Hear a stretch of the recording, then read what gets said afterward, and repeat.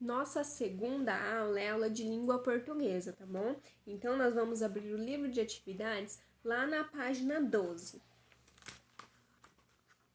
Ó, mais curiosidade. Você já ouviu falar do lobo-guará? O lobo-guará tem uma pelagem avermelhada por todo o corpo, mas o pescoço e as patas e a ponta da cauda são pretos. Vive sozinho e só fica junto com outros lobos na época de acasalamento. Caça à noite, mas se alimenta também de plantas. Precisa comer a fruta do lobo, a lobeira. Sem ela, pode ficar doente e morrer. Ó, aí nós temos a atividade aqui embaixo, tá? As fotografias a seguir retratam lobos, cada uma de uma espécie.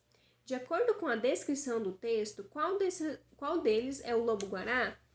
Vocês vão identificar de acordo com as informações que nós lemos aqui no texto acima, tá? Qual desses lobos é o lobo-guará, tá bom? Pinte no texto o trecho que descreve as características físicas do lobo-guará. Você vai ver lá no texto que a gente leu do lobo-guará quais são essas características, tá? As características físicas dele. Então, você vai pintar essa parte, ou vai circular, ou vai grifar, tá bom? Do jeito que você preferir. Quais partes do corpo do lobo-guará apresentam pelagem preta? Ó, aí nós temos as opções aqui. Vocês podem marcar mais de uma, tá bom? Todas aquelas que tiverem a parte preta, ó. É a barriga, é as patas, são os olhos, o pescoço, as orelhas. Quais dessas alternativas que você deve marcar o X, tá? Virando a página, lá na página 13, nós temos a atividade 3.